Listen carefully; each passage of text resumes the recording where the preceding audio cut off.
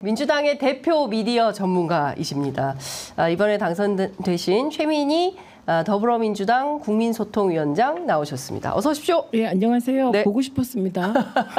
우리가 어떻게 한 주를 쉬게 됐어요? 그러니까요. 예, 막 일정이 이러저러 꼬여가지고. 22대 국회 개원이 5월 30일. 31일 아니에요? 31일이에요. 예. 그게 원래 6월 1일 개원인데 그렇죠. 토요일이에요. 예, 그래서 하루 앞당겨서 걸로 알고 있습니다. 그렇군요. 예. 개원 준비 어떻게 하고 계십니까? 이제 개원 준비에서 가장 중요한 건 제가 갈 상임위에 맞는 수석 보좌관을 구하는 게 제일 중요한 일이에요. 네. 근데 저는 뭐 베테랑 보좌관을 구해서 그리고 뭐 민원연에서부터 아주 오랫동안 호흡을 맞춰왔던 분이라 그냥 거의 다 준비 거의 다 됐습니다. 저희는. 예. 사실상 민원연 하듯이 막 죽도록 일하는 거 아니에요? 아시잖아요. 네, 어떻게 일하는지 알죠. 네. 엄청 꼼꼼하게 세밀하게 다 크로스 체크하면서 엄청난 분들입니다. 그 과방위원장 후보로 거론되고 계세요.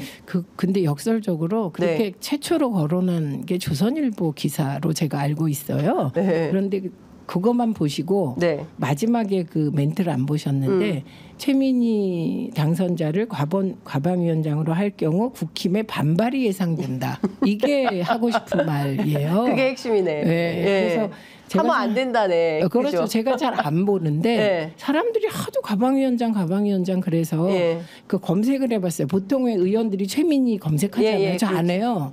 왜냐하면 제도 언론이 저를 좋게 쓸 리가 있겠습니까? 그래서 아예 안 해요. 그냥 내 할 일만 하는 건데 그래 그거 봤잖아요. 그랬더니 하고 싶은 얘기가 그 마지막 대목 그거였어요. 그래서 일단은 여성의 경우는 대선이어도 위원장을 한 경우들이 있더라고요. 그렇죠.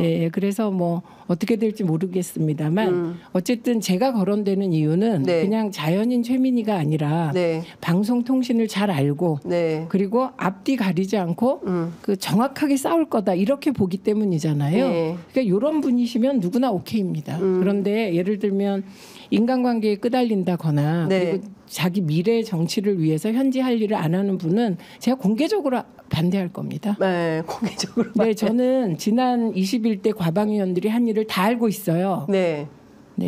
그래서 공개적으로 문제를 삼을 제기할 수도 겁니다. 있다. 그래서 우선은 방송 정상화가 그렇습니다. 1차 과제고 그다음에 이제 통신 영역의 중립화 2차 과제이고 그 외에 과학기술 분야의 예산 깎은 부분이 있잖아요. 우리나라의 미래를 지금 이게 미래를 저격한 거기 때문에 이건 시정해야 되지 않겠습니까? 그래서 이런 걸 기준으로 민주당 과방위원장과 과방위원과 간사나 등등이 선임되어야 될 것 같습니다. 방송 정상화가 정말 중요한 상황인 것 같습니다. KBS만 보더라도 그렇고요. YTN 상황 그렇고요. TBS는 많은 막아달라고 지금 거리에서 TBS 직원들이 나와서 시위를 하고 있는 상황이고요. MBC 또 8월 이후에 박문진 이사들이 교체가 되면 그때 또 8월 이후에 또 여기도 장악되는 거 아니냐라는 우려가 있습니다. 어떻게 방송 정상화의 로드맵을 좀 갖고 계십니까? 우선 단기적으로 해야 될 일, 그다음에 장기적으로 해야 될 일 등이 있습니다. 그런데 가장 중요하게는 그러니까 오늘 이재명 대표와 윤석열 대통령이 만났을 때 민주당 쪽에서 가장 하고 싶은 말 중에 하나가 거부권 행사 자제하라는 거예요. 그래서 이 방송 장악 금지법 저희가 다시 한번 꼼꼼히 보고 여러분이 재발의하실 것 같습니다. 그러면 이건 만약에 최악의 경우 과방위에서 국힘이 반대하면 180일 소요되지 않습니까? 최소한 180일이 걸리는 거예요. 이거 있고. 그다음에 당장에 시급한 정상화가 있습니다. 류일임 위원장의 그 직무를 사실상 정지시킬 수 있냐 검토 중이고요. 그다음에 제가 거듭 말씀드립니다만 김홍일 위원장은 이동관 전 위원장과 같은 이유로 탄핵 대상입니다. 김홍일을 탄핵해야 된다. 탄핵 대상입니다. 탄핵 대상이다. 왜냐? 똑같은 이유예요. 그 법원의 MBC 관련, 박문진 관련 여러 가지 그 선고문을 살펴보시면 합의제 행정기구가 2인 체제에서 중요한 결정, 사회적으로 영향이 큰 결정을 하는 것이 불법적 요소가 있다, 위법적이다라고 되어 있어요. 네. 그 행위를 김홍일 위원장이 하고 있는 거거든요. 그렇죠. 예, 그래서 제가 계속 탄핵 대상이다 이렇게 얘기를 하고 있고, 우리가 이제 흔히 탄핵이라는 단어에 대해서 일부가 거부감을 갖고 계신데 법적으로 보장된, 예, 그리고 이 무너져가는 방송, 그리고 방송 장악을 저지하기 위해서는 네. 그런 수단이 필요하다. 왜냐하면 전 이런 정부는 처음 봤어요. 웬만하면 하다가 국민들의 저항이 거세면 중지하고 그러는데 네. 여기는 그냥 가요, 끝까지. 맞습니다. 예, 그런데 네. 민주당이 탄핵을 주도하면 민주당을 비난하는 언론도 다시 생각하셔야 될 겁니다. 네, 특히 이 지금 막 비정상적인 방송 네. 환경 막 너무 심각한데요. 네. 저희가 이거를 좀 봐야 될 것 같은데 이거 좀 표를 좀 띄워주시면 좋을 것 같은데, 지금 방송사 집행정지 신청 인용사 현황이 이제 종합 정리된 게 있는데요. 예, 이거, 4월 29일 네. 기준입니다. 네. 예, 이거 좀 보면은요, 3월 달부터 해서 쭉 이제 집행정지가 이제 신청이 인용되고 있긴 하네요. 전반적으로 법원에서. 네. 예, 이걸 좀 설명을 좀 해주십시오. 예, 이거는 그냥 저희가 정리해 본 겁니다. 민주당에서. 예. 아니요, 저희 의원실 예정 보좌관들이 아직 출범도 안 했는데 벌써 일을 하고 있어요. 해야 됩니다. 일은 해야 되죠. 정리를 해놓은 거예요. 예. 그래서 쭉 보시면 네. 지금 하나, 둘, 셋, 넷, 다섯, 여섯, 7건. 네. 그리고 맨 마지막 건은 4월 26일이 집행정지 기간인데 다시 이긴 거예요. 예, 그러니까 하나, 둘, 셋, 넷, 다여 7건. 네. 네, 요 건들이 다 내용 보시면 오른쪽에 지금 표 나와 있잖아요. 네. 네. 그 맨 위에 건 대통령 전용기 탑승 배제 보도, 뉴스타파 윤석열 수사 무마 의혹 관련한 보도. 네. 이게 그 유명한 김만배 신앙님 녹취 파일입니다. 예. 그것과 관련된 과징금까지. 예, 뭐 이거 전부 거의 법원에 의해서 한마디로 얘기하면 방송사의 소송이 인용된 거예요. 그러니까 이건 뭐냐, 류일임 위원장 체제가 졌다 이거예요. 이것만으로 류일임은 물러나야 돼요. 7건이 싹 다 네. 인용이 됐어요. 네, 그렇습니다. 예. 그리고 4월 26일 거 보면 예. 이거는 앞에 4월 26일까지 인용이에요. 네. 그런데 4월 26일 날 다시 집행정지 신청 인용된 경우죠. 예. 예, 그러니까 지금 이거 보면 사실상 류일임 방심위에서 제기했던 이런 것들에 대해서 싹 다 법원에서는 방송국 손을 들어주고 있는.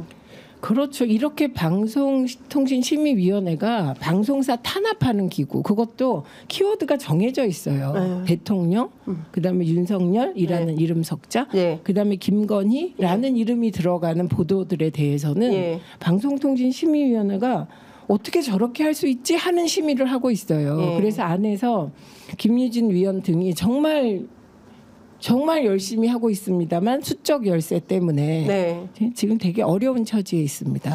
근데 이렇게 이 류일임 위원장에 대해서도 이제 물러나야 된다 말씀하시는데 물러날 생각은 일도 없는 것 같고요. 그러면 국회 이제 그 상임이나 이런 것들을 통해서 이런 문제들에 대해서 이제 본격적으로 지적을 하셔야 되는데, 구체적으로 보면 이게 좀 복잡하긴 한데 이제 방송통신심의위원회는 민간기구예요. 그렇죠. 예, 그래서 지금 유일임 위원장이라든지 위원을 차관급이라고 하잖아요. 그런데 이분들이 정확히 얘기하면 공무원 신분인지 아닌지가 불명확해요. 그러니까 방송통신심의위원회가 심의 의결을 하면 그걸로 끝나는 게 아니라 이게 방송통신위원회로 갑니다. 그렇죠. 이게 정부 조직이니까. 그래서 대부분의 것들은 그냥 과장급 정도에서 이게 그냥 인용이 돼버리는 거예요. 최종 법적 결과가 나오는데 지금은 방송사들이 거의 다 제재를 받으면 재심 요청을 합니다. 그러면 재심 요청을 하게 되면 이건 방송통신위원회가 의결해야 돼요. 그런데 지금 현재는 뭐 서면 결의로 다 각하하고 있다고 하는데 이게 다 문제가 되는 거예요. 2인 체제하에서 중요 결정을 하고 있기 때문에. 그래서 방송사들은 이런 말도 안 되는 심의 결과가 나오면 그 가만히 있지 말고 재심 신청은 다 해야 되는 거고요. 그럼 이게 방송통신위원회로 가요. 그런데 방송통신위원회가 5명이 결정을 해야 되는데 2명이 하고 있잖아요. 그렇죠. 대통령 추천 몫이 이 자체가 위법하기 때문에 네. 이 절차까지 밟아놓으면 대부분 법원에 가서는 방송사들이 이길 수 있다. 네. 이게 방송통신심의위원회가 아니고 그 비판 방송 탄압위원회예요. 비판 방송 탄압위원회다. 네. 그래서 이거는 시정해야 된다. 그래서 저희가 그 법적 절차마다 그거 아니 일단 그러니까 저도 뭐 이제 조만간 영등포 경찰서 조사받으러 가야 되는데 국민의힘이 고발을 해가지고 근데 뭐 이런 거예요. 그러니까 취재한 내용을 보도했는데 국민의힘의 명예를 훼손했다라고 주장을 하는 거죠. 그러니까 그리고 그 평화방송 같은 경우에는 이태원 참사 관련해서 아무도 책임지지 않았다. 아무도 책임지지 않았다는 게 이제 허위 사실이라는 거죠. 누가 책임졌는데요?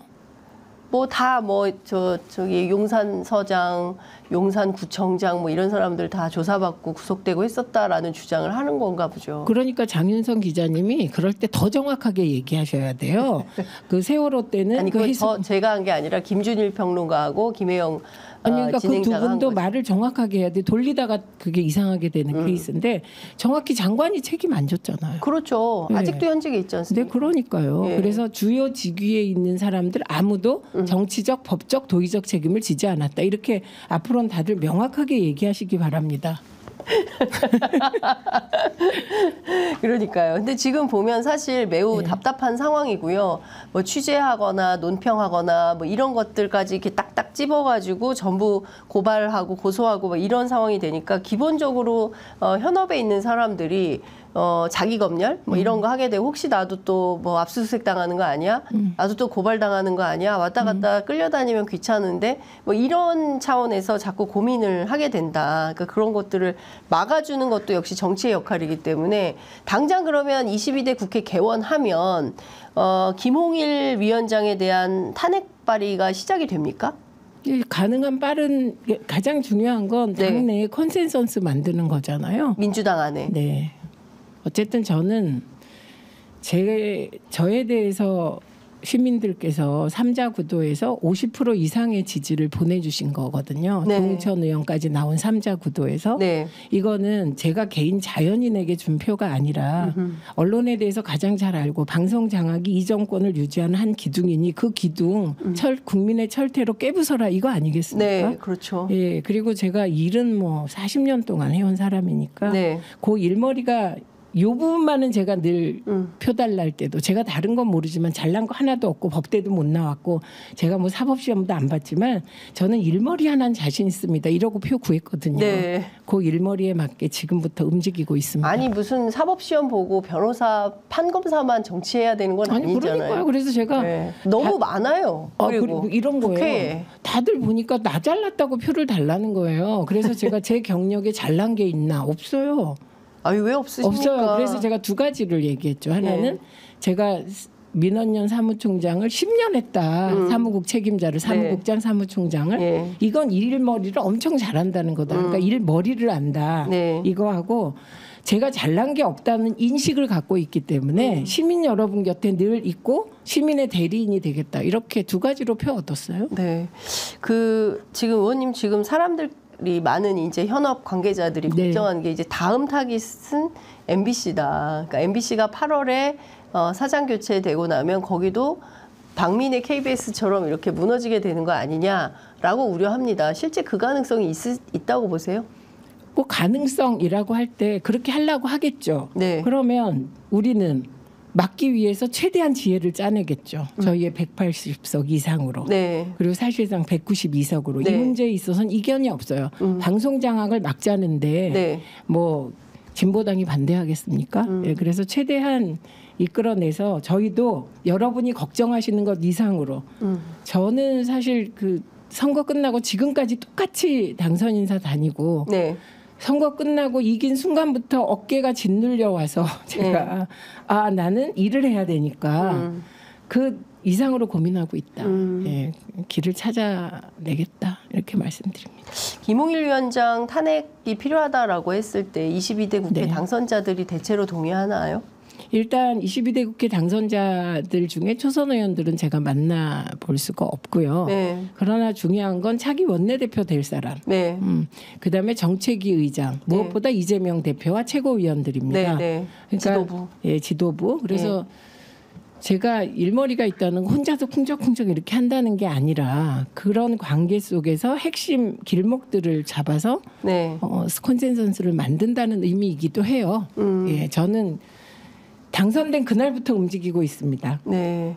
그리고 의원님 지난번에 사실은 그 방송법도 네. 윤석열 대통령이 거부권 행사하지 않았습니까? 근데 사실 이것도 재발의가 필요한 거 아니냐라는 방송법? 예. 예, 그거는 저희도 이미 준비하고 있고 예. 더 촘촘하게. 예. 예. 더 구체적으로. 그러니까 어떤 내용들이 좀 더 보강이 됐습니까? 일단은 그러니까 기존의 방송장악금지법은 네. 한국방송광고공사법, 방문진법, 네. EBS법 이런 거를 합쳐가지고 방송장악금지법이라고 네. 한 거예요. 그런데 그거 외에 방송통신위원회 설치법도 고쳐야 됩니다. 예, 그래서 저는 좀 더 고민하고 있는 게 제가 이것도 이견이 있을까봐 여러 개를 수합 분석까지 해가면서 고민해 봤는데 방통위원장 국회 임명 동의제까지 포함한 방통위원장 국회 임명 동의제. 네, 임명 동의제. 왜냐하면 보니까 민주정부의 방통위원장들은 절차 다 지키면서 하기 때문에 누구 하나 상관이 없어요.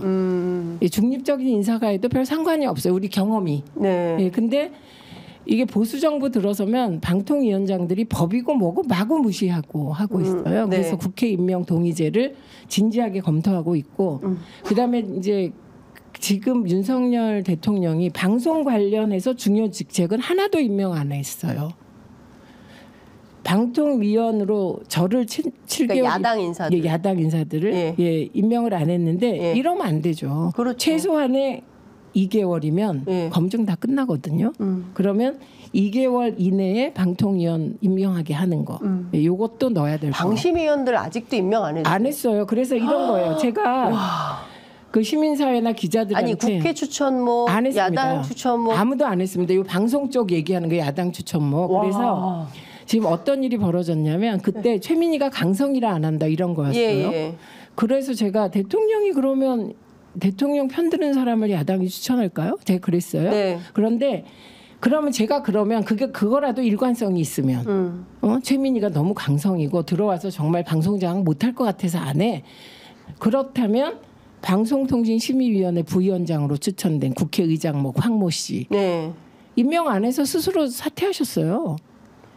그러니까 지금 벌써 몇 달이 그것도 그 왜 김진표 의장께서 그분을 했겠어요. 저를 반문고사해서 그 보수 언론 출신이잖아요. 그분 했는데도 야당 추천 국회의장이라고 임명 안 했어요. 국회의장 몫이라고. 그다음에 또 민주당이 추천한 최모 교수 있습니다. 거기 임명 안 했어요. 아직도.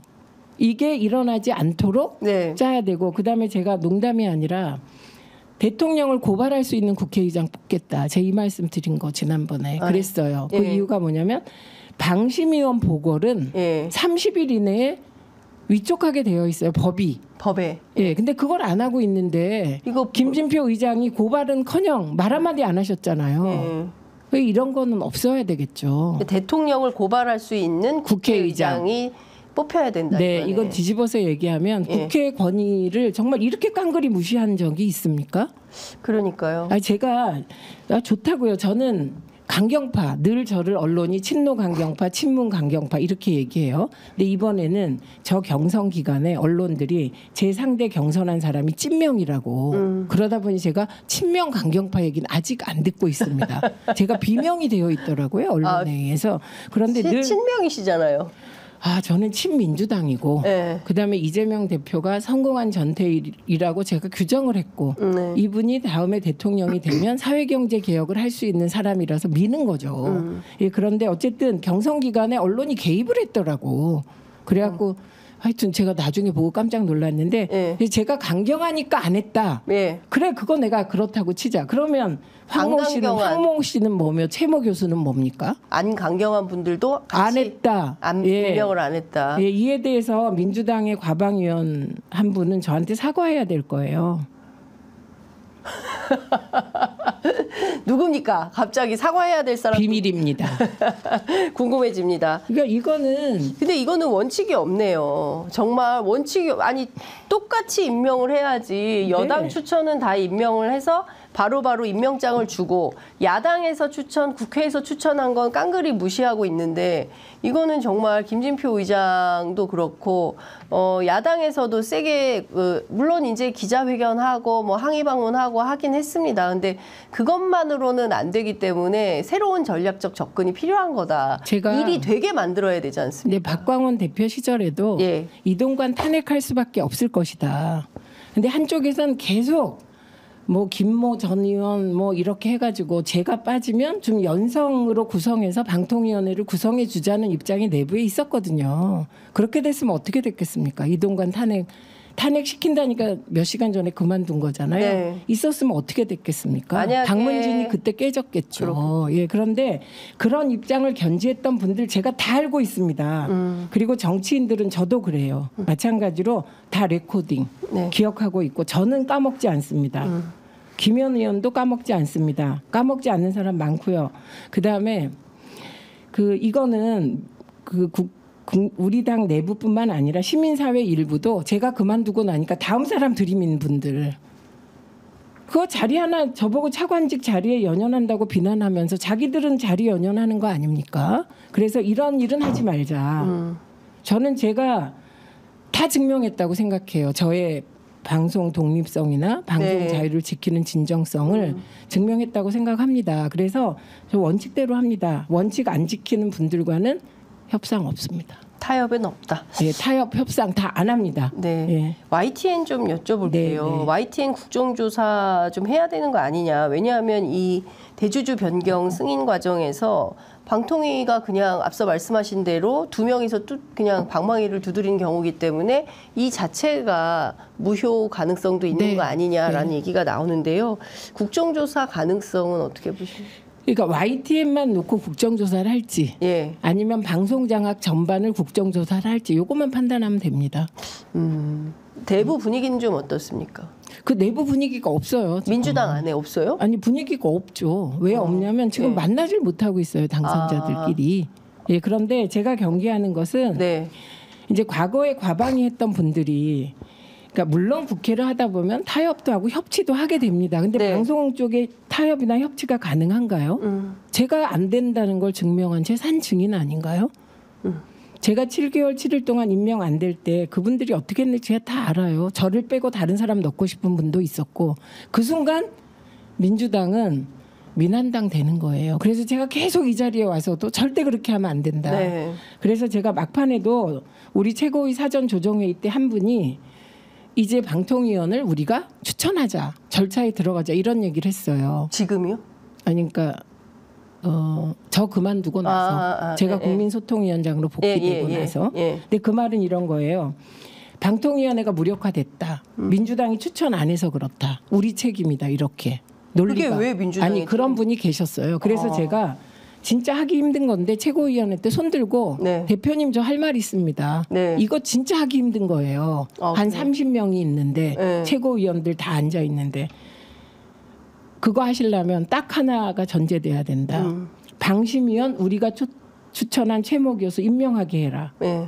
그렇죠. 그래 방송통신심의위원 국회의장 추천목 임명하고 나서 절차 밟아라. 예. 만약에 그렇게 하지 않으면 우리가 추천하면 예를 들면 이거 예입니다. 예. 이분을 너무 띄워주는 거긴 한데 이진숙 기자, 예. 그다음에 뭐 김모 전 의원 또 네. 비슷한 색깔의 3명 하면 예. 제 100% 장담컨대 이진숙만 임명한다. 야당은 안 하고. 안 하고. 그게 관행이었으니까. 네. 그래서 이쪽의 관행이에요. 아니 근데 그게. 너무 뻔뻔한 거 아닙니까? 이 뻔뻔한 걸 뻔뻔하다고 말 못하고 협조하려고 하는 의원들이 더 문제죠. 민주당 의원들이. 예. 민주당 진짜 그렇게 하면 이제 설 자리 없습니다.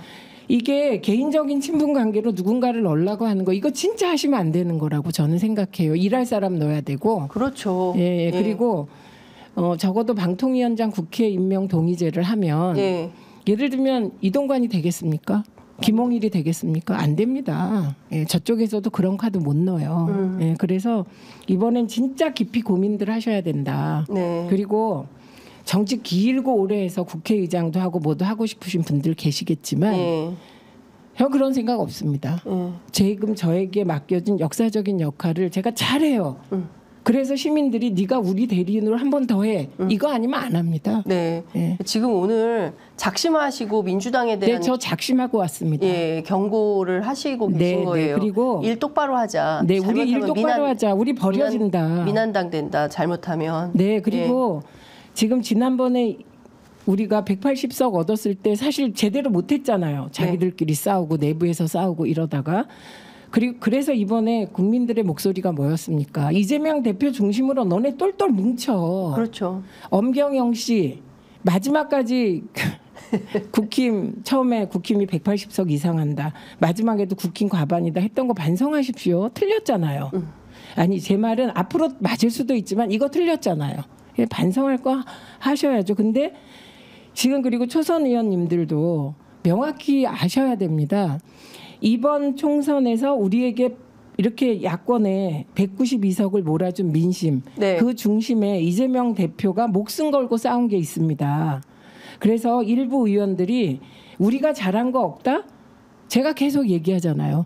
민주당이 100% 잘해서 펴준 건 아니지만 이재명이 사법적으로 죽을 뻔하고 단식하고 지팡이 짚고 가서 체포동의안 가결된 이후에 살아서 돌아오면서 그 90도 인사하는 장면. 그 장면. 그리고 칼침 맞아서 죽을 뻔하는 장면. 그리고서 좌절하지 않고 나와서 또 저렇게 일하는 거. 이 모습 보고 아 이재명 대표가 있으니까 한 번 더 똘똘 뭉쳐봐 이거지. 이재명이 없었다면 저 졌을 거라고 생각합니다. 민주당이. 그래서 되게 총선 끝나고 나면 자기 잘나서 된 줄 알아요. 그런데 그거 아닙니다. 이번에 제가 느꼈어요. 이건 시민들의 각성. 너는 시민의 대리인으로 싸울 것 같아서 뽑아준 거야. 친명이면서 열심히 싸운 사람은 다 됐어요. 근데 지금 보면 말씀해 주신 대로 이번 선거는 100% 윤석열 정부에 대한 심판이었던 거예요. 100%가 아니라 윤석열 정부 심판은 바탕에 깔려 있고 그런데 만약에 민주당이 이재명 대표가 없이 그냥 좋은 게 좋은 공천을 했다고 칩시다. 못 이겼다는 거예요. 제 말은. 그래서 이 윤석열 정권 심판의 정서를 민주당 공천에서 받아안은 이재명 대표가 있었기 때문에 성공한 거예요. 민주당이. 이 점을 아셔야 된다. 이런 얘기죠. 알겠습니다. 이것 좀 여쭤볼게요. 지금 민원사주 의혹으로 권익위조사 그다음에 경찰 수사 대상으로 올라있는 류희림 위원장 임기가 7월 말에 끝납니다. 그러니까 국회 개원하고 한 두 달 있다가 그냥 임기가 마무리되는 상황인데 이 류희림 위원장에 대한 뭔가 조치가 필요한 거 아닐까요? 이것도 정확히 말씀드리면 검경이 수사 제대로 하면 이분은 끝납니다. 안 되잖아요. 제가 계속 말씀드리는 게 이분이 뭐 믿고 이러냐? 검경이 날 봐줄 거다. 정확히 검사 독재 하에 대통령이 내 뒷배야 이런 태도이잖아요. 그래서 검경이 이런 상태이면 류희림 위원장을 우리가 어떻게 할 재간이 없는 거죠. 그런데 방통위가 그 이동관 위원장이 그랬잖아요. 그 방심위가 뭐를 할 것이다 이렇게 미리 예고제도 하고 이건 무슨 얘기냐면 어쨌든 방심위의 의결을 방통위가 최종적으로 법적으로 두들겨 준다. 과장이 하건 위원회가 하건 이렇기 때문에 방통위를 정상화하면 류희림 위원장은 해결되는 거죠. 그 방심위가 유튜브 등의 어떤 플랫폼도 본격적으로 좀 들여다보겠다. 규제하겠다. 뭐 이런 신호로 볼 수 있을 만한 움직임도 있나요? 움직여봤자 소용없습니다. 없어요? 유튜브가 만약에 유튜브가 이걸 알아야 돼요. 대통령실에 뉴미디어 비서관이 신설된다는 소문도 있어요. 신설돼봤자 그러니까 한번 해보십시오. 그럼 정면 대결하는 겁니다. 그러면 그 민주당 과방위원들이 이번에 전혀 못 보던 투쟁을 하게 될 테고 예를 들면 구글과 어떻게 해보겠다. 그럼 구글은 자기 자체 신뢰감이 떨어집니다.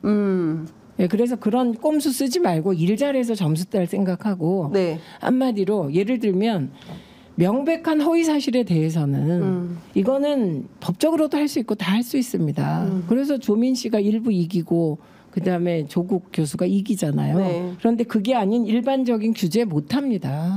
법을 바꿔야 되고 네, 내가 보기에 장윤선 때려잡고 싶은 것 같은데. 저를 왜요? 제 말은 장윤선 때려잡고 김어준 때려잡고 새날의 푸른 나무 때려잡고 이동영 때려잡고 뭐 박시영 때려잡고 이러고 싶은 거 아닐까요? 그러겠죠. 그런데 그럼 해보십시오. 그게 어떤 결과를 가져오나. 5월에 류일임 위원장이 급하게 미국 출장을 가는데 이거 조사 안 받으려고 도망가는 거다 이런 비판도 있어요. 그렇게 비판할 소지가 충분하고 뭐 그래봤자 소용없습니다. 그냥 거기 외국에 계실 게 아니라면. 네. 그러니까요. 근데 지금 보면 5월 한 달 남은 21대 국회도 좀 역할을 해줘야 될 것 같고요. 당장.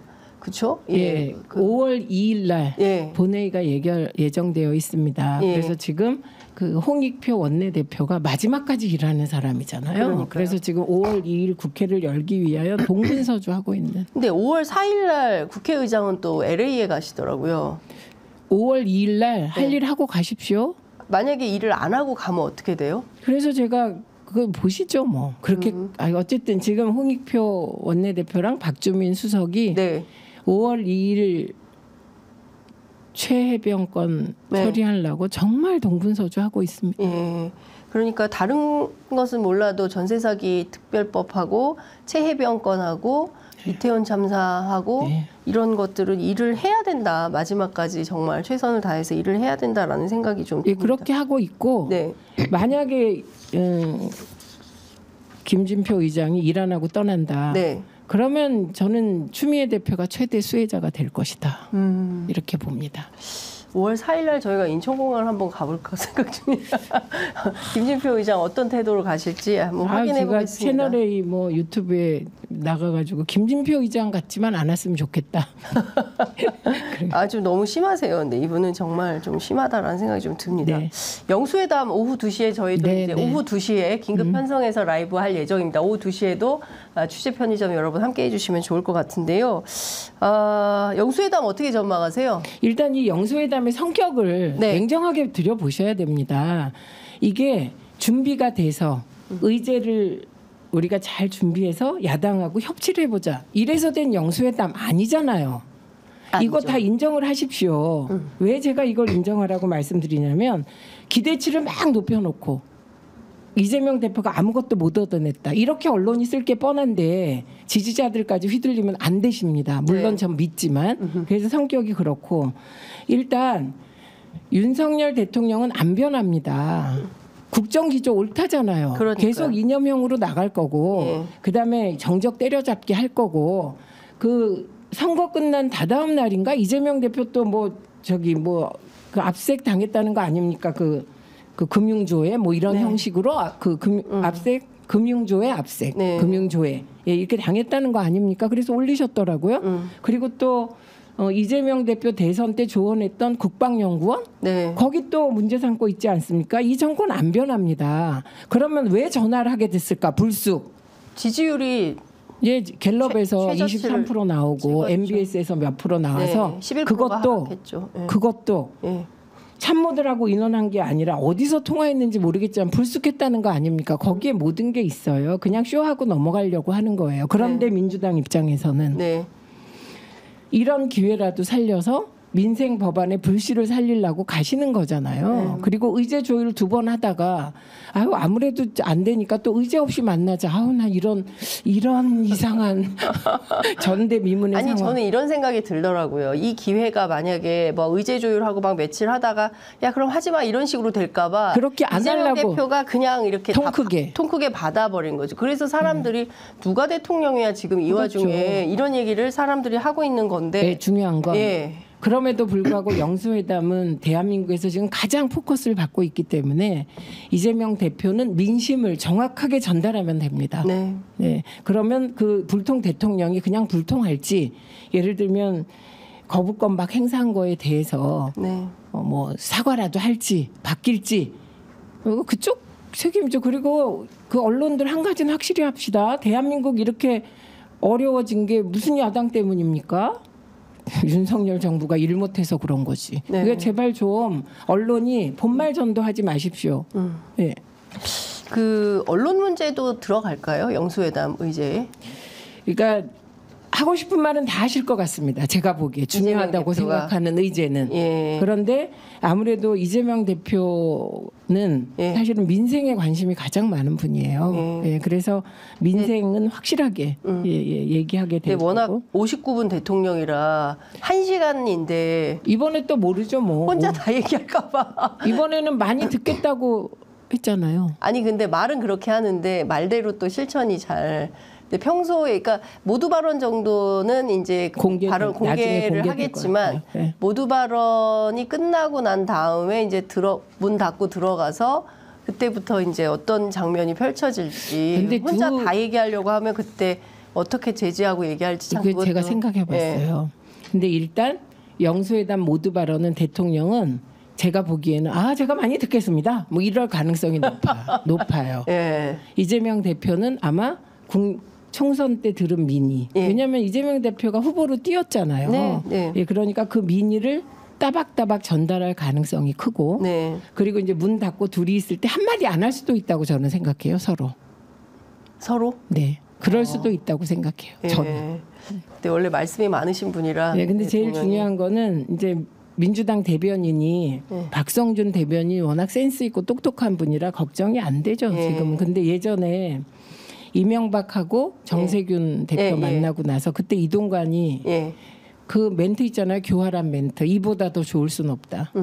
그걸로 그냥 그때 민주당이 민한당 느낌을 받은 거잖아요. 네. 그래서 이런 것까지 세심하게 검토하신 것으로 알고 이번에는 잘 대통령실과 민주당이 각각 내기로 했는데 그 입장을 그 브리핑을 하기로 그때 했습니다. 그게 타격이 어마어마하게 컸습니다. 민주당은. 네, 여하튼 뭐 호랑이 굴로 들어가는 기분이다 이렇게 표현하시는 분도 계시더라고요. 그래서 정신 똑바로 차리고 해야 될 일들, 할 수 있는 얘기들 분명하게 해야 된다. 네, 그렇게 할 것 같습니다. 윤석열 대통령이 그 한독수 총리의 후임 추천 인사도 얘기할 거라는 소문이 있어요. 박영선 총리설 이 카드는 계속 살아있다고 보십니까? 한 분에겐 살아계시고 한 분에게는 안 살아계신 게 아닌가 저는 이렇게 봅니다. V1, V2가 있다면 네, 그렇게 봅니다. 그래서 이번에 저는 관전 포인트 하나가 어느 분이 이기실까? V1에게는 살아있고 V2에게는 끝나고 이렇다고 보시는 거예요? 저는 좀 제가 그냥 그렇게 제 생각이 그렇게 보입니다. 민주당의 경우에는 어떤 입장이세요? 저는 박영선 전 장관이 만약에 후보로 오면 제가 부결 운동할 겁니다. 부결 운동. 의원들한테 저 사실 아시잖아요. 사람 만나는 거 별로 안 좋아하고 전화도 안 하잖아요. 일만 하는데 이번엔 한 분 한 분 찾아가서 부결을 호소할 겁니다. 부결 운동. 부결 호소. 부결 호소 운동을 한다. 네, 할 겁니다. 저는 적합한 인물도 아니고 총리 자격 없으세요. 제가 보기엔. 왜냐하면 이시기 총리는 제가 늘 예를 들잖아요. 이회창 총재 같은 분 보수에. 그러니까 오늘 국민의힘 비대위원장이 황의여 전 대표가 됐더라고요. 한편으로는 정말 사람이 없나 보다 이런 생각도 들지만 황의여 전 장관 자체는 사실은 보수적이면서 합리적인 분이에요. 그런데 뭐 소통을 많이 하시는 그런 분이죠, 분이에요. 제가 19대 때 같이 일을 해봐서 알아요. 그래서 저런 기조로 가려면 이회창 전 총재 같은 분을 찾으면 된다. 보수의 위기는 보수가 극복하는 거지. 예를 들면 그 민주당에 있으면서도 색깔이 불분명했던 사람이 가서 하면 이거는 되겠습니까? 죽도 밥도 안 되지. 그런 의미에서 자격이 없다고 생각합니다. 박영선 전 의원이 보수가 아니시잖아요. 보수인가? 제가 잘 모르겠습니다. 민주당. 계속 민주당에서만 계속 민주당인데 지금 보수의 위기를 왜 민주당 사람이 가서 구해주려고 합니까? 맞지 않는다. 저는 맞지 않는다고 생각합니다. 정진석 실장이 어떤 역할을 하실까요? 저는 정진석 실장을 이렇게 딱 그 하는 거 보고 이거는 편한 사람 했구나. 편한 사람. 친한 사람, 아가페, 아는 사람, 패밀리. 아가페. 가까운 사람, 그거구나. 이렇게 생각했고 그다음에 이분이 거의 윤석열 대통령의 뇌를 정치적 언어로 바꿔준 사람이에요. 친일적 발언도 그렇고 네. 노무현 대통령에 대한 발언도 그렇고 이재명 대표에 대한 발언도 그렇습니다. 뭐가 바뀔까? 네. 그래서 사실은 그분이 실장 되고는 영수회담을 망치려고 저러나 이렇게 생각했어요. 정말 망쳐질 가능성도 있을까요? 그거 안 망쳐지길 바랍니다. 예. 근데 그분이 조용하니까요. 예를 들어서 영수회담을 했는데 윤석열 대통령의 변화나 이런 것들을 전혀 감지할 수 없었다. 그리고 일종의 합의문이 나와야 합의문 안 나옵니다. 합의문 안 나와요? 네, 못 나올 것 같습니다. 제가 보기에는 각자 발표하는 건데. 예. 예. 그리고 저는 합의문이 있으면 공동 발표하겠네요. 그렇죠. 예. 각자 발표인데. 그렇죠. 그리고 제가 보기에는 윤석열 대통령이 어떤 약속을 하든지 국민들은 잘 안 믿으실 것 같습니다. 저도 안 믿습니다. 민주당에 믿는 분이 계실까요? 왜냐하면 선거 때 관권 선거라는 비난을 무릅쓰고 민생 토론회 하면서 공약 남발하시지 않았습니까? 그거 지킬 거라고 생각하는 분들이 없더라고요. 안 믿어요. 믿을 수가 없죠. 사실 이 정부는 신뢰의 위기입니다. 예. 신뢰의 위기고 그거는 공자왈 맹자왈 하는 선배가 있다면 그렇게 얘기할 거예요. 국민의 신뢰를 잃으면 끝이다 이거잖아요. 예, 버릴 게 뭐냐. 이거 쭉 다 버려. 국방도 버려. 뭐도 버려. 네. 신뢰는 못 버린다. 이게 전통적인 정치의 메시지거든요. 네. 예. 그런데 지금 신뢰가 무너지고 있기 때문에 오늘 발표된 리얼미터 여론조사 보니까 재작년 그러니까 취임하던 첫 해 8월 이후에 최저치를 찍었어요. 예, 네. 30%인데 그러니까 또 떨어졌다고 봐야 돼요. 3주 연속 하락하고 있고 영수회담을 한다고는 했지만 별로 변화될 것 같지 않아. 이 국정운영 기조는 옳다는 주장이야. 그렇다면 최저치. 네. 그러니까 국민들은 끊임없이 계속 다양한 방식으로 투표로 심판하고 여론조사로 심판하고 계속 그러고 있다. 대구에서도 지난주에 네. 갤럽 조사를 보니까 긍정평가가 25%예요. 그게 박근혜 전 대통령 탄핵 직전보다 더 낮은 수치로 보여요. 그러니까요. 제 기억상. 예. 그래서 지금 진짜 위기인데 저는 이 위기를 꼼수로 그러니까 이 영수회담도 사실은 내가 이재명 그러니까 이거 제 표현이 네. 아닙니다. 네. 내가 저 피의자도 만나줬잖아. 그렇게 넘어가 이런 거일 것 같습니다. 그래서 저는 진짜 위기 모면용 뿐만 아니라 윤석열 대통령 다음에 또 출마할 거 아니잖아요. 그러니까 위기는 국힘에 왔다 이렇게 보는 거죠. 그렇죠. 그러니까 자기들끼리도 이제 이러저러한 걱정들 얘기를 하고 있는데 실제로 대통령의 변화가 담보되지 않는다고 한다면 어려운 거거든요. 알겠습니다. 자, 오늘 여기까지 듣겠습니다. 꼭 끝으로 하시고 싶으신 말씀 한 말씀. 이재명 대표 연임 문제는 워낙 관심들도 많으시고 저에게 질문을 하셨을 때 제가 이 자리에서 김현 의원이 그런 전례가 없다? 네, 그래서 민주당 역사 전통에 그런데 따라서 사실 전례는 있어요. 한 분이 출마를 했는데 떨어졌어요. 누구죠? 있어요. 그냥 출마는 연임을 위해 출마했는데 떨어진 전례는 있습니다. 근데 연임을 성공한 경우는 없다 이렇게 말씀드리고요. 그리고 저는 이재명 대표가 입장을 아직 안 밝히셨다. 나는 어떤 경우에든 이재명 대표의 의견을 존중하기 때문에 그 대표가 입장을 밝히시면 제가 말씀드리겠다 이렇게 얘기를 했는데 제가 반대했다면 막 욕을 하셔서 제가 누가요? 그랬습니다. 그래서 제가 그 글도 올렸어요. 어딘가에 이건 아니다 이렇게 올렸어요. 그런데 제 생각을 진짜 말씀드릴게요. 지금 이재명 대표를 당대표로 출마하려는 민심은 왜 나타났나? 이거를 먼저 분석을 해야 돼요. 이거에는 민주당 180석의 아픔이 있습니다. 180석을 이해찬 대표님이 해주시고 그만두셨어요. 사실상 정계 은퇴하셨어요. 그런데 그러고 나서 이낙연 대표 체제가 됐는데 이도 저도 아무것도 못한 거예요. 제 말씀은 대표가 예를 들면 언론개혁? 이거 지금은 내가 대선 앞두고 하면 안 된다고 생각합니다. 이렇게 설득을 하든지 아니면 합시다 하든지 이게 아니라 그냥 이게 좀 그 전문 용어로 뭉개고 간 거예요. 그러다가 시간을 보내니까 이도저도 못하고 이낙연 대표가 이낙연 대표 체제에서 그래서 우리가 정권 교체된 한 원인이잖아요. 180석 줬는데 뭐 했니? 예. 그래서 이제 심판을 받은 거 네. 아닙니까? 근데 지금 똑같이 묻는 거예요. 민심이. 우리 지지자들이 뭐라고 묻냐면 이재명 대표 외에 이 개혁적인 분위기에서 앞뒤 안 가리고 확실하게 개혁될 사람이 있어? 우리가 살펴봤는데 안 보입니다. 이 말씀을 하고 계신 거예요. 네. 그래서 저는 여기에다 대고 무슨 정치 관례가 어떻고 우리가 이렇게 하는 건 예의가 아니에요. 예의가 아니기 때문에 보니까 A가 있습니다. A가 있는데 이분도 이재명 대표만큼 네. 확실하게 개혁할 것 같으니 우리는 이 사람을 내보내 보겠습니다라고 답하셔야 돼요. 그러니까 이재명 대표 연임을 놓고 마치 그 우리 민주당 흔드는 기자들처럼 평론하지 마시고 국회의원들께서 네. 제 이 말에 답을 하시면 됩니다. 그래서 저는 말씀드리는 게 그 민심을 가장 잘 이해하고 있다. 적어도 저는. 이런 거죠. 정확한 말씀이신데요. 네. 지금 국민들은 분명한 개혁 입법을 네, 원하고 있어요. 그러니까 지금 못 살겠거든요. 너무 힘들어서. 네. 그리고 이 국정 운영 기조를 바꾸도록 전국 운영의 주도권을 민주당이 쥐고 정부의 변화를 끌어내라는 정치력을 발휘하라는 게 그런 거예요. 요구예요. 중요한 요구. 거는 뭐가 싫다는 거냐면 지금 민생 25만 원. 저는 윤석열 대통령이 이해 못할 수 있다고 생각해. 기재부 관료도 이해 못할 수 있습니다. 왜? 선거를 안 뛰었잖아요. 제가 걸은 거리에 아주 잘 되던 그 상가가 점포 정리를 내걸어요. 그리고 제가 그때도 말씀드렸는데 김밥 장사하는데 김값이 너무 올라서 나 문을 닫아야겠어요. 김값 좀 내려주세요. 이런 호소.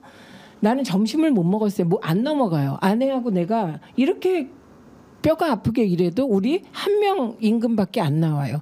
이런 호소를 들은 사람과 안 들은 사람의 차이라고 보는 거예요. 근데 어떤 인식이냐면 이런 거예요. 그러니까 그 보수 패널 나와서 윤석열 대통령과 자주 만난다는 한 보수 패널 뭐라고 얘기하냐면 아이고 25만 원 그까짓 거 소고기 한번 사 먹으면 없어질 돈인데 그거 뭐 준다고 선거도 어차피 이거는 선거용으로 집행을 하는 건데 선거도 끝났는데 그거 왜 주냐 뭐 이런 식의 얘기를 그러니까 제가 아무렇지도 않게 합니다. 장 기자님 제가 늘 말씀드리는 게 정치인이 가난해야 된다고 얘기를 해요. 예, 돈 많으면 서민들의 아픔을 몸으로 느낄 수가 없는 거다. 국회의원들이 너무 잘 산다 이런 얘기를 하는데 그 25만 원을 지역화폐로 주면 13조잖아요. 그게 네. 풀리면 일단 숨통이 해소되는 거예요. 숨통이. 그렇죠. 네. 그러고 나서 근본적인 대책 세우시라고요. 누가 그거 하고 말랬어요? 도대체 정치를 안 하시겠다는 거잖아요. 그게. 그렇죠. 그런데 제가 말씀드린 거 그게 아니에요. 네. 민주당 내부에서 25만 원 주면 인플레와 이런 사람이 나오는 거를 싫어하는 거예요. 국민들이. 그렇죠. 그러지 말라는 거예요, 민주당이. 나 지금 너무 힘드니까 지역화폐로 25만 해서 자영업 숨통이라도 좀 틔워줘. 이게 정치의 역할 아니야? 이 호소를 민주당끼리 싸우다가 주저앉는 걸 걱정하시는 거. 이게 핵심입니다. 그러면 큰일 나죠. 그러니까요. 네. 그래서 이재명이 중심에 서서 네. 좀 끌고 가죠. 네. 그러면 이재명을 사랑하는 일부는 이런 걱정을 하겠죠. 저 윤석열 체제에서 성과를 낼 수 있어? 저 불통이잖아. 그러면 이재명 대표는 정권 교체 이재명 대표로 해야 되는데 다른 사람이 없잖아요. 해야 되는데 이재명 대표가 성과 못 내서 상처받으면 대통령 못 되는 거 아니야? 이런 걱정. 그것도 충심이죠. 그런데 이 걱정 접어두시고 제가 보기에는 지금 국민이 요구하는 것을 이재명 대표는 외면하기가 어렵다. 일을 해야 되니까요. 그러니까요. 예. 그래서 만약에 제가 말씀드렸잖아요. 반대하시는 분들 얘기 제가 들었어요. 예. 들었는데 이재명만큼 할 수 있는 다른 대안을 내세요. 그럼. 그거 평론하지 마시고. 민주당의 국회의원은 평론하는 존재가 아니에요. 일하고 머리를 짜내서 대안을 제시해야 돼요. 우리는 그렇죠. 지금. 네. 예. 정치력을 보여주셔야 돼요. 아니 그러니까 실력을. 일단 예. 당내에서 예. 저는 뭐 예를 들면 박찬대 원내대표 단일이다 뭐다 다른 분들이 나오세요. 저는 이 대목도 이거를 또 뭐 예를 들면 언론이 뭐 친명 일색이다 다른 분이 안 나오는 거잖아요. 누군가가 무슨 이유에서건. 근데 그 이유가 타당하길 바라고 그리고 박찬대 대표가 원내대표 잘하면 되고 못하면 스스로도 정치적인 책임을 지는 겁니다. 근데 잘하도록 도와줘야죠. 그게 뭐냐면 지도부 흔들지 않는 거예요. 저는 이번에는 좀 개혁하라는 게 민심이잖아요. 뭐 윤석열 싫어서 우리 찍었다 저 그 말에 동의하지 않는다니까요. 그건 배경이었고 이거를 시정해. 국회 너희들한테 표를 몰아줄게. 네. 이거거든요. 이거 개혁해야 되는 거예요. 예, 그래서 이 기조가 흐트러지지 않았으면 좋겠다 이렇게 생각합니다. 말씀 나온 길에 국회의장은 누가 해야 됩니까? 저는 기준을 다 말씀드렸어요. 방송통신심의위원회에 국회의장 추천목 부위원장 임명 안 할 때 그거는 30일 안에 임명하게 법이 되어 있는데 김진표 의장이 고발은커녕 한마디 공개적으로 말도 못했잖아요. 난 그게 지금도 이해가 안 가거든요. 고발할 수 있는 국회의장 뽑습니다. 저는. 그 무슨 정견 발표하고 토론도 하고 그러나요? 내가 그때 물어볼 거예요, 제가. 이거 고발하실 겁니까? 고발할 거냐? 네, 안 할 저 거냐? 물어볼 겁니다. 예, 그리고 고발하겠다는 사람에게 표 주겠다. 네, 저는. 근데 이거 고발하겠다고 말해야 움직여요. 예. 이건 쉬운 일이 아니에요. 예, 그러니까 대놓고 약속을 하는 사람만 네, 저는 그런 투표를 하겠다. 겁니다. 예. 알겠습니다. 고민하겠다 이러면 자격 없다고 앞에서 얘기할 겁니다. 이번 국회의장이 두 가지 큰 의무가 있어요. 하나는 국회에 실추된 위상, 윤석열 대통령이 짓밟은 국회 위상을 바로 세워야 돼요. 이거 그렇습니다. 하나. 예. 다음 하나는 개혁 입법을 예를 들면 여야 중립이 아니에요. 국민적 시각에서 필요한 법안들이에요. 간호사법, 노란봉투법, 그다음에 이태원 참사 특별법, 최수근 해병, 최해병 특검 이런 건 다 국민들이 원하는 법이에요. 맞습니다. 이런 거 통과시킬 사람 뽑을 겁니다. 네. 저한테 자꾸 뭐 어떤 한 명을 공개적으로 지지한다고 말하라고 하지 마십시오. 최민희 의원 진짜 시원시원하시네. 예. 최민희 의원 막 응원 메시지가 엄청 들어오고 있습니다. 예. 속이 다 시원합니다.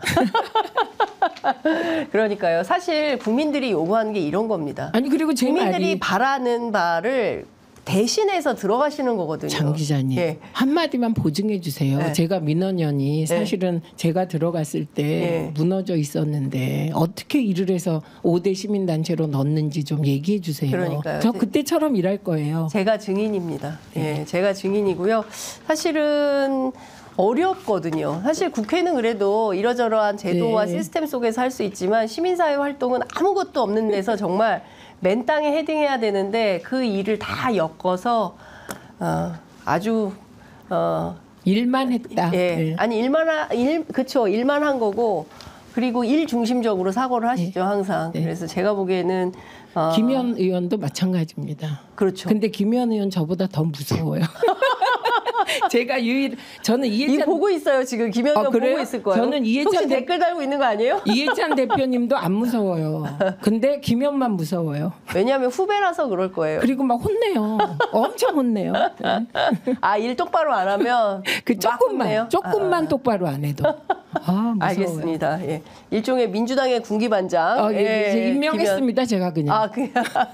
알겠습니다. 아이고 11시 59분이라 마무리해야 될 것 같습니다. 오늘 말씀 잘 들었습니다. 고맙습니다.